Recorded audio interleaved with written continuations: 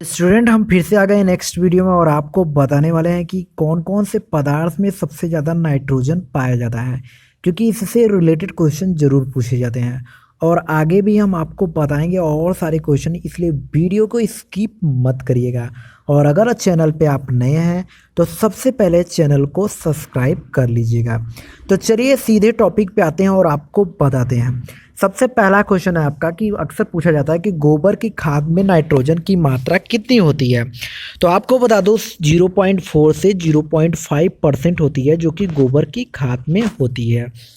Next question पे चलते हैं। कंपोस्ट में पूछा जाता है कंपोस्ट की जो खाद होती है उसमें नाइट्रोजन की मात्रा कितनी होती है। तो आपको बता दूं जो कंपोस्ट की खाद है उसमें नाइट्रोजन की मात्रा 0.5 से 0.6 होती है।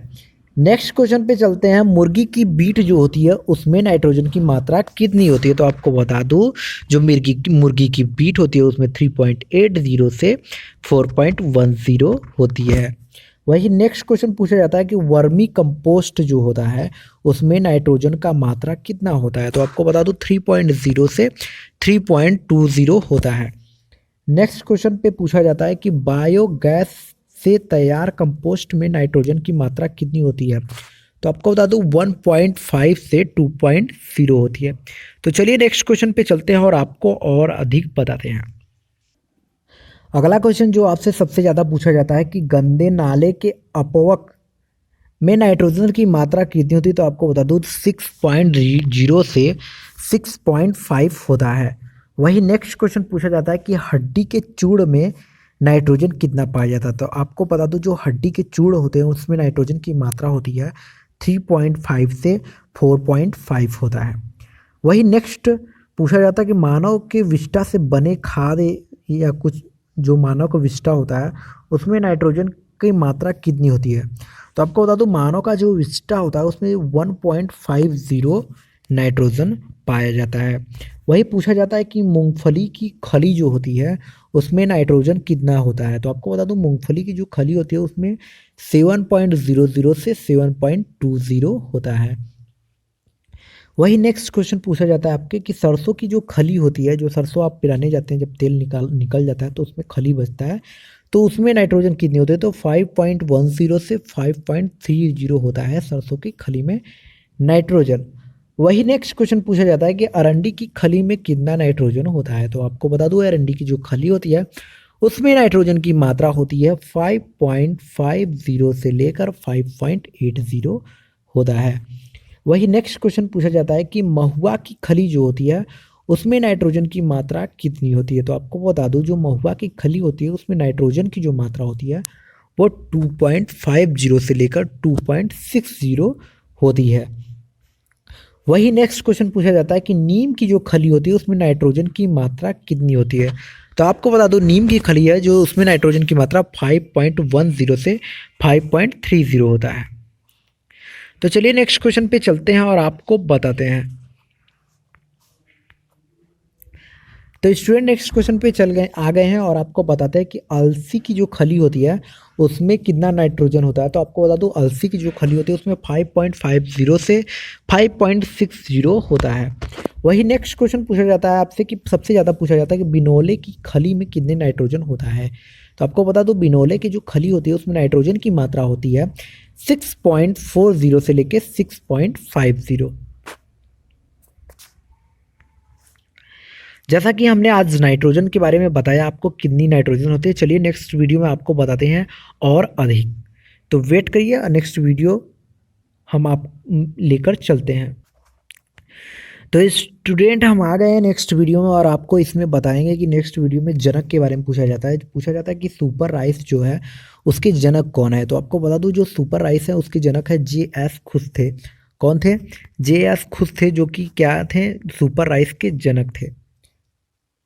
अगला नेक्स्ट क्वेश्चन पूछा जाता है कि हाइब्रिड जो राइस होता है उसके जनक कौन है। तो आपको बता दूं जो हाइब्रिड राइस होता है उसके जनक है युवांग लाल पिंग। युवांग लाल पिंग। वही नेक्स्ट बता दूं गोल्डन राइस की जनक कौन है, तो पूछा गया है, तो आपको बताना है इमोप्रोट्रिकस। इमोप्रोटिकस।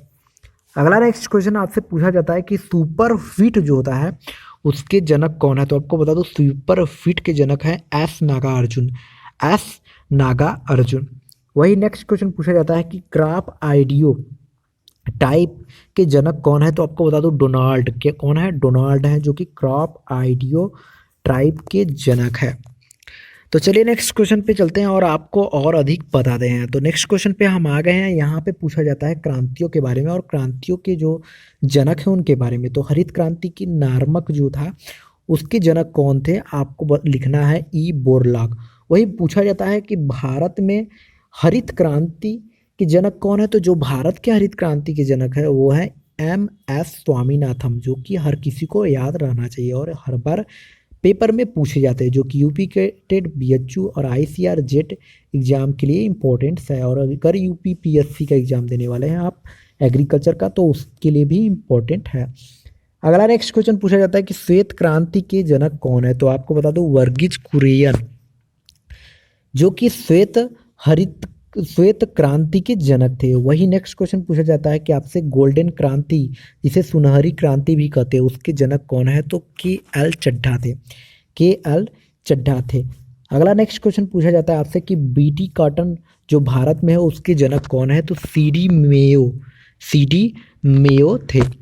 अगला नेक्स्ट क्वेश्चन पूछा जाता है कि इंद्रधनुष क्रांति के जनक कौन है, इंद्रधनुष क्रांति के जनक कौन है, तो आपको बता दूं नीतीश कुमार जो है वो इंद्रधनुष क्रांति के जनक है। अगला नेक्स्ट क्वेश्चन पूछा जाता है कि समग्र क्रांति जो भारत में हुई उसके जनक कौन है, तो आपको बता दूं एम एस स्वामीनाथन है। तो जैसा कि स्टूडेंट आज हमने बहुत ही इंपॉर्टेंट क्वेश्चन आपको बताए जो कि आपके यूपी कैडेट और बीएचयू बीएससी एजी या एमएससी एजी का एग्जाम देने वाले हैं उसके लिए इंपॉर्टेंट होंगे। विथ अगर आप यूपी पीएससी जो हाल में अभी इंट्रेंस एग्जाम होने वाले हैं, क्योंकि आप अभी हाल में फार्म आए हैं एग्रीकल्चर के भर्ती आई हैं, उसके लिए भी बहुत ही इंपॉर्टेंट क्लास है। मैंने आज 17 पार्ट पढ़ा दिया है, मतलब 17वां पार्ट पढ़ा दिया हूँ आज। अगर 17वां तक पार्ट आप अगर याद करते हैं तो आपकी बीएससी एजी तो क्लियरली निकल जाएगी, एग्रीकल्चर का सारा मैटर क्लियर हो जाएगा।